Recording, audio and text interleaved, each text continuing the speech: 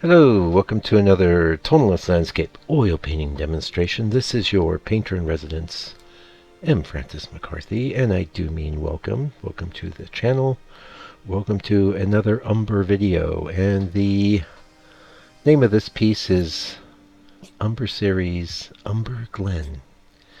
And I painted this last week. It's been, for me, pretty chaotic time in the studio trying to get in there and paint. My dog's been having health issues, and I also have like a puppy that's been really making things a lot more work. And so it's just one of those times, you'll find that I think in your own practice there'll be times it's difficult to get in there and paint. And what I recommend is you take a note from Uncle Mike here and do something that's relatively quick and easy and simple. And you'd be surprised what you discover along the way. One of the things that I've been getting into this Umber series is one of the things I've been really struggling with is the lack of opacity in raw umber. And I would like to share with you a few things I discovered. First off, one of the friends of the channel had suggested that a Rembrandt makes a color that's a mixture of three different colors. I don't think that's only semi-opaque from what I can see, and opacity is really the thing I'm looking for. But one thing he did mention is that it dries a lot slower on the palette and basically functions like raw umber in every other way. Raw umber is always the quickest dryer on my palette. It's usually got a film the next day, and I usually poke the film and get the paint out of the middle. And quick drying can be a nice feature, or it can be a real pain. It all depends. It's a pain if you're throwing away a lot of paint, I'll say that. But the challenge I'm really having, and by the way, I did pick up another brown, which seems to be that same mixture. I don't know the specific pigment codes offhand, but it's Mars Brown from Old Holland. And I haven't actually done a painting with it yet. It's a bit redder than I would really want my raw umber to be, but it could be a very useful color, and we're going to be playing with that next week when I'm back in the studio. But so what I did come across, I called my my lovely art supply place here, which is Takapuna Art in Auckland here, or it's actually in Takapuna, which is just a little bit north of Auckland, and they're wonderful. They're great. So if you're in New Zealand, I recommend. And they ship right away. They're awesome. And if they don't have it in stock, they can get it for you and ship it to you. So a little ad for them. But I called them up and I ordered so that Mars Brown, but I also ordered a tube of brown ochre, and I hadn't even thought of brown ochre. And if you don't know, the difference between ochre and umber chemically is almost none at all. It's really a matter of proportion, and I believe the amount of manganese in it is the determining factor in the opacity. Now, most of the Mars colors are opaque, but there was, like I said, I got a Mars Brown from Old Holland, but it's not a solo pigment, it's a mixture. And part of that mixture is a Mars Black, so that's one thing I've been doing, is adding Mars Black. Oh, by the way, I should mention my palette on this painting since we're holding up the palette. Mars Black, Raw Umber, and then I'm using the Raw Sienna to help me get a little opacity into that umber. And that and the lead white, which is the other color that we're using. Both of those are only semi-opaque though, so it's this struggle that was just really kind of starting to get on my nerves, to the point where I spent about 3 hours one day researching it. And I wish I'd remembered that there were ochres, but I got there. So let's talk about the brown ochre. Brown ochre is pretty much opaque. I mean, it's not 1,000% opaque, but it's almost completely opaque. In fact, it's a brown version of yellow ochre, And you know, I'd never even thought of brown ochre. I'd never even thought of it. Brown ochre looks like it's totally solving my problem because it has that. It looks very similar to raw umber, but um, it has that opacity. And so let's talk a little bit about the opacity issue because you might be sitting there going, "Yeah, so." Well, this is the thing. I mean, a color like raw umber is incredibly transparent.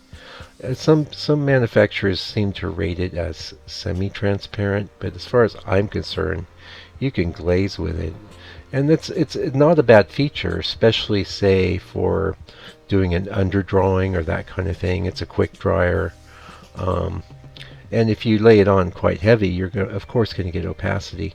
The thing is, you know, sometimes you need opacity, but you don't want to lay things on real thick, and this was what I was running into. Or I want opacity, I want that color, but I don't want it to be milky. Okay, so when I add the milkiness isn't as great an issue, say when you're adding raw sienna.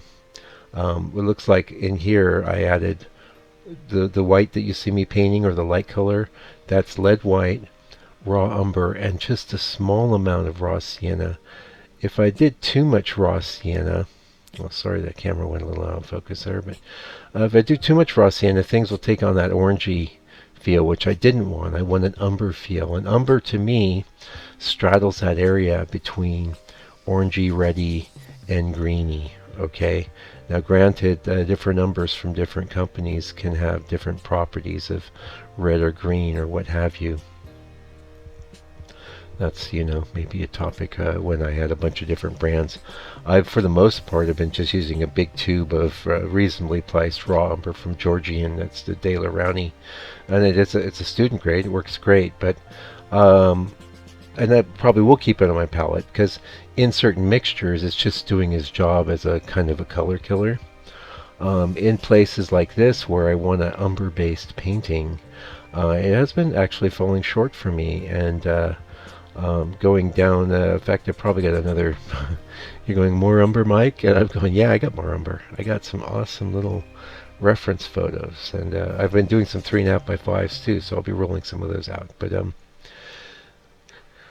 yeah, I mean, I collected some awesome reference. I want to paint them in umber, and so I'm going to do that. And also, until my dog is either better or doesn't make it, this is going to be the best thing for me.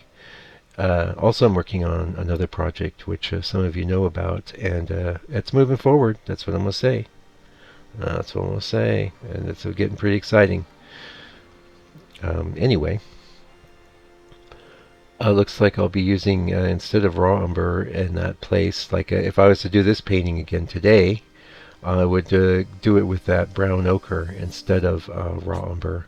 And if I need a little transparency, all I do is add some oil, you know. But if I need the opacity, it's there for me. And it mixed with the Mars Black.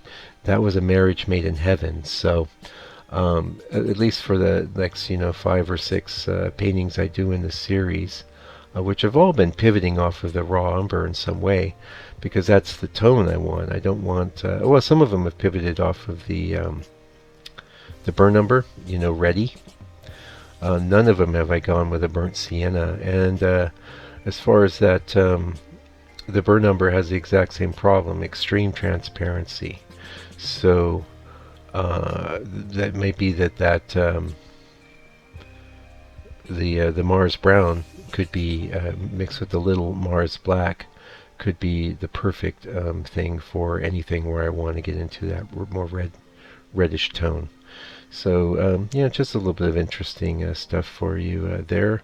And I guess maybe I lost a few people along the way, but you know, this is the channel. This is what we do. We talk about what we're into, and so we got a little more time in the video. The other thing I kind of wanted to get into was the topic of originality, because that's come up with something more involved with my music. And if you haven't checked out my music, you can go to my blog on my website. There's some music there. Also, there's links underneath the video. That's even better. Yeah. granted, most of you, I don't think, mind much about the music, which is absolutely fine. But for me, music is a hobby, and I got into music because I had a job as a visual artist, and so where I would used to do art as basically my hobby. Once I became a professional, that wasn't working very well anymore. So I got into music, and I've done like dozens of albums now, and I'm into it. And anyway, I have a collaborator who's super talented. We have a band called Black Wren, and so I'm getting to my point. Just be patient. We worked on a very recent song, and she had done some work on it. She's like, well, it sounds a little bit like something that I'd done before, and my response to that was like, don't worry about it. And that would be my response to you as well. To me, especially, I see a lot of amateurs and painters starting out really worried about originality, really worried about not repeating themselves. And on one hand, if it's an overt repetition, you're just in a rut and you keep doing the same exact thing, yeah, don't worry about that. But if you're somebody who's painting all the time, let's face it, as an individual artist, you have a kind of a lane, you have a row. I always say I'm hoeing my row. And by that I mean there's a row that is going to be a byproduct of my experience, my intelligence level, the amount of what quote unquote talent, which I would term as pretty much most of what constitutes talent is really what I would prefer to call aesthetic sensibility. In other words, that sensitivity to aesthetic differences, and it can be developed. But to a certain degree, it's somewhat innate. Like some people are just going to be better designers and artists than other people. That said, anybody can develop their ability to apprehend and appreciate art. And your ability to apprehend and appreciate art is directly tied to how you're going to express yourself as an artist. And there's going to be inherent limitations there. Personally, I'm very comfortable with my limitations. I, first of all, don't spend a lot of time comparing myself to other artists. Because usually if I do, if you're more advanced than somebody, then what does that mean? It doesn't mean anything to you, It's usually the people that are further along than yourself. And who knows? They could be smarter. They could be more gifted as far as aesthetics go. They could work much harder than you, and that would be the main thing I would mention. If you work hard, you can overcome the aesthetics thing. You can even overcome the IQ thing to a large degree, because there's no substitute for working hard. The harder you work, the more you train your intuition to help you spot and make good decisions as you're working, as you're painting. But getting back to originality, my advice to any artist is don't worry about being original, because you're not original anyway, okay? That's an illusion. It's like a lie you're telling yourself. Nothing you do is original. All of it. Well, that said, yes, it is original in that only you could do it. No one else can do the art you do. And the other thing I would say is that everything you do is going to be inherently original, because your consciousness is always changing, moving, and shifting around. So while you may think, oh, I've done this before, you're not the same person as the last time you did it either. So if you just don't worry about that, and something's maybe coming out a little like something you've done before, just go with it. Finish the painting and move on, Don't get hung up on it. Especially don't get so hung up on it that you're going to kill the goose, kill the goose that laid the golden egg, because painting should be a process. It really should be something that you do all the time and on a regular basis. It becomes sort of a second nature, and so you're not going to be as hung up on this was great, this was less great, this is a masterpiece, etc. That's really not going to be that important, because if you're approaching it like having a meal or cooking a meal, maybe a better example, yeah, every meal I cook is at least decent. Once in a while I might oversalt something, but for the most part, they're all decent, and some are super delicious. Anyway, thank you for joining me today. We're at the end of the video. I really appreciate your time and attention. There's a full-length version of this in the members area, which you can join. There's a link under the video, and then there's a join button. Definitely check that out if you want to get a little more in depth, because it's like being a fly on the wall. Until I come back with another video, take good care. Stay out of trouble.